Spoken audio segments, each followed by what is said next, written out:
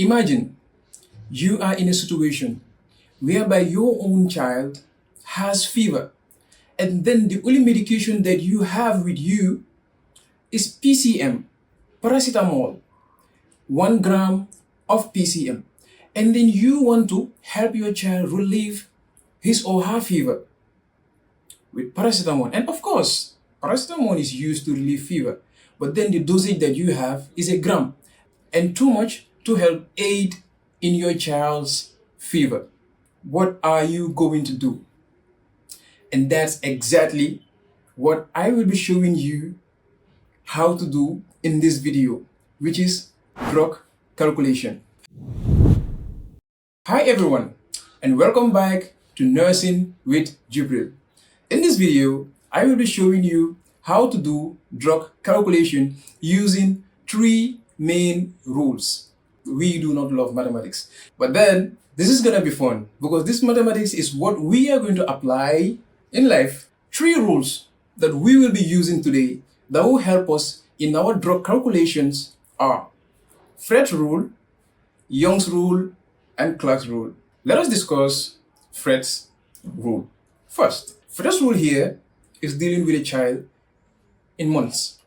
So if you know the age of your child in months, let's say you do not have a weighing scale, but definitely you know the age of your child. So knowing the age of your child in months, you can use Fred rules to determine what dosage they should use. Now the formula says age of a child in months multiplied by the adult dosage and then divided by 150. Let's give an example. An infant 10 months old and weighing 18 pounds needs streptomycin sulfate, which is usually administered to adults as 1 gram as a daily IM injection. So what is the appropriate dosage for infant? Using Fred's rule, which states that infant's age in months multiplied by adult average dose divided by 150 months, we are going to input the age of the child in months, which is 10, multiplied by the adult average dose, which is 1000 milligrams divided by 150 months. And this is going to give us 66.6 milligrams. Rounding up, the child is going to take 67 milligrams. So a 10 months child dose is 67 milligrams daily. Was that difficult? I feel it was easy. Just knowing the age of my child in months, I could tell the exact dosage that my child would take. Let us go to the next rule. Let's see, what rule should we go next? Good. Let's go to Young rules. Young rules is applied to children within the age of 2 years old to 12 years old. And guess what? In Young rules, even if you do not know the weight of the child, you can still use the age of the child, provided that the child's age is between 2 years old and 12 years old. So what is Young's rule formula? Young's rule formula states the child's age is going to be multiplied by the adult dose divided by the child's age plus 12. Let us take an example. A 10-year-old boy and his mother were both suffering from hypertension. His mother's prescription was written as follows. Captopril tablet 25 milligrams should be taken 3 times a day for 30 days. And then tablet of nifedipine 10 milligrams should be taken 3 times for 30 days. Calculate this boy's prescription requirement for the 2 drugs using Young's rule. Applying Young's rule, let us now calculate captopril for the boy. We are going to multiply the boy's age by the adult dose and divide it by the boy's age plus 12. So doing this, we will have 10 multiplied by 25 milligrams divided by 10 plus 12, which is going to be 22, which will be equals to 250 divided by 22, and we will end up having 11.36 milligrams. Rounded up to a whole figure is going to be 11 milligrams will be dosage for the boy to take captopril. And then for nifedipine, we're going to say the child's age, 10 years, multiplied by the adult dose for nifedipine, which is 10 milligrams, divided by the age of the boy plus 12, which will give us 10 multiplied by 10 divided by 22. That will be 100 divided by 22, and then we will end up having 4.5 milligrams of nifedipine dosage for a 10-year-old boy. Isn't that wonderful? With the months of a child, I can calculate the dosage that a child should take. And then with the age of a child, I can calculate the dosage that the child should take. All depends on the rule that I want to use and the age of a child. Lastly, let us discuss about Clark's rule. Clark's rule, as the last rule that we will be discussing in this video, is based on what? Weight. Don't get it twisted. It was fun calculating the child's age in months and also in years, but then the most accurate that you can use is the child's weight, because basically two children can be of the same age but they weigh different. But the safest thing to do is get the weight of the child and then use Clark's rule to get the exact dosage for the child. Without further ado, let's just see what the formula looks like. So Clark's rule. To get a child's dosage using Clark's rule, you just need to multiply the weight in pounds by the adult dose and divide it by 150 pounds. That's just it. The child's weight in pounds multiplied by the adult dose and divided by 150 pounds as the average adult. Let us have an example. An infant 15 months old and weighing 20 pounds needs streptomycin, which is usually administered to adults as 1 gram. So as daily dose IM injection. What is the appropriate dosage for the infant? Just use the formula. Child's weight multiplied by adult dose divided by 150 pounds. Average adult weight. So you would say 20 multiplied by 1000 milligrams. And of course, 1 milligram is equals to 1000 milligram. Thank you. So back, we will have the dosage of the child, which is 133.3 milligrams as the dosage for a 15 months old child. Another example, a child weighs 70 pounds is prescribed quinine sulfate and the normal adult dose is 325 milligrams. What is the appropriate dosage for the child? Using same formula, the child's weight in pounds multiplied by the adult dose divided by 150. So we would have 70 multiplied by 325 divided by 150, which is going to give us 22,750, and divided by 150, it's going to give us 151.66. Rounded up, we have 152 as the dose that a 70 pounds child should take. Wasn't that easy? With Young's rule, Fred's rule, and Clark's rule, you can determine the dosage of medication your child can use. And for nurses, your pediatric patients can use. Just by what? These 3 rules. Fred's, Young's, and Clark's rule. Let us head back to our scenario in the beginning of this video.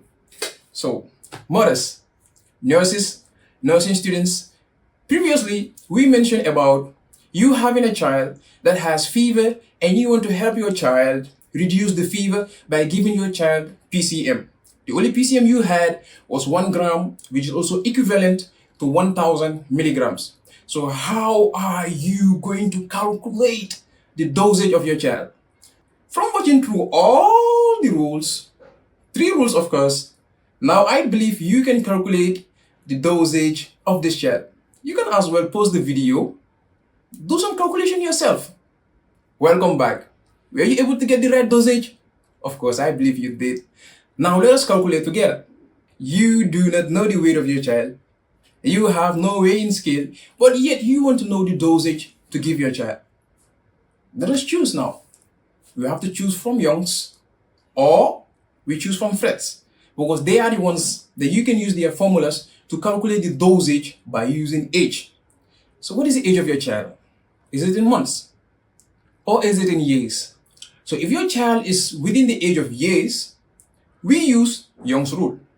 If your child age is within months, that is from 1 month all the way before 2 years, then we can use Fred's rule. I am going to give an example of both years in months and also in years. Let us dive right in. Let's say the child is 10 months old. We're going to use Fred's rule. We multiply 10 by the adult dosage divided by 150, and we have the 10 months old child dosage, which is 66.6, equivalent to 67 milligrams of PCM is needed to be given to the child. Let's assume the child years was 9 years old. We're going to use Young's rule. In using Young's rule, we multiply the child's age 9 years by the adult dosage, which is 1000 milligrams, divided by the child's age 9 years plus 12. This is going to give us 9 multiplied by the adult dosage divided by 21. 9000 divided by 21, which is going to give us 428.5, rounded up 429.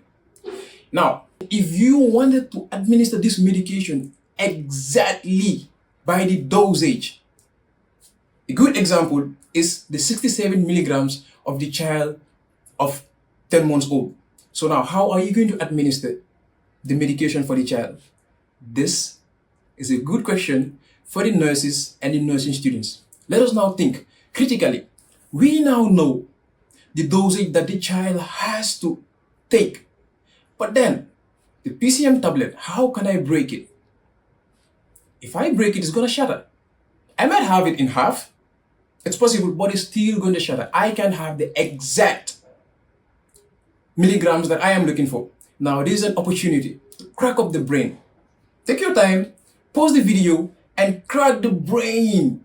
Think of what can you do, what method, anything that you can do that you can extract 67 milligrams or 429 milligrams from 1000 milligrams to be administered to the child. You can pause the video. Welcome back, guys. Who was able to come up with a plan, to come up with something that he or she can use to deduce these milligrams from the 1000 milligrams? I will give you a bonus how you can crack your head and get these milligrams from the 1000 milligrams. What I'm going to do is I came up with something. Since it is a tablet form, if I should break it, I can't have the exact milligrams. It is impossible. I might need to shut everything down and then use a chemical weighing scale. I do not have a chemical weighing scale. But then I still want to extract 67 milligrams or 429 milligrams from 1000 grams. What am I going to do? Bonus point, I am going to convert my milligrams tablet into volume. Without further ado, I'm going to give you a bonus formula that you can use in converting these milligrams into volume, and then from volume to the exact volume the child is going to take. I'm going to dilute it into 10 mils. After diluting it into 10 mils, stir everything up. It's still 1 milligram tablet diluted in 10 mils. So how would I extract 67 milligrams from the 10 mils, or how would I extract 429 milligrams from the 10 mils? Let us take up a formula. This is the bonus formula. The formula is the prescription stock divided by available stock multiplied by volume of available stock. Using this formula would help us extract 67 milligrams or 229 milligrams from 1000 milligrams that has been diluted in 10 mils. The prescription stock here, it means the dosage the child has to take. either 67 or 429 milligrams. And then the available stock here is the 1000 milligrams that you've already diluted in 10 mils. So you multiply this by the volume, now 67 milligrams, which is the child's dose, divided by 1000 milligrams, which is the adult dose, multiplied by 10 mils. Because you diluted with 10 mils, it depends. Whether 5 mils you want to dilute with or 10 mils. Now this is going to give us 0.6 mil. So this shows us that the 10 mils of 1000 milligrams, to have 67 milligrams from this 10 mils, we only need to extract 0.67 mils. That will be the appropriate volume that the child should take from the 10 mils. And of course, after diluting 10 mils, you're only giving 0.67 mils to the child. So if you have a means of keeping this medication appropriately, you can keep it and still administer the volume medication to the child. Obviously, PCM is tedious, 3 times a day. It can be given to the child 3 times a day. What do you think? Wasn't that easy? To me, I believe that was definitely easy. So if I have a child at home, I could calculate and know the exact dose that my child needs to take. And if I go to the hospital and the doctor prescribe a medication for my child, without doubt, I could sit and practice, oh, is this the exact dose? For fun. Disclaimer. Please, this video is only meant for education purpose.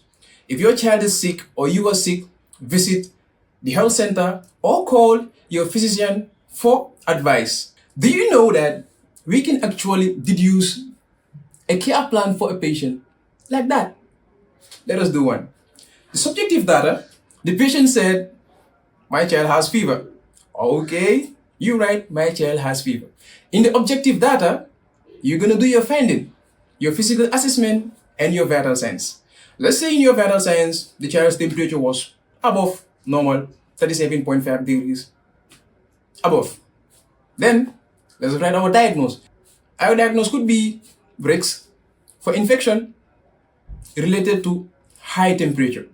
Our planning definitely would fall within reducing the temperature of the child. By what? Administering PCM. And then now that we've planned for that, the goals obviously would be a decrease in body temperature. And then we now have to implement, we now have to give the PCM that we diluted to our patient, and then we evaluate, rechecking the temperature of the child.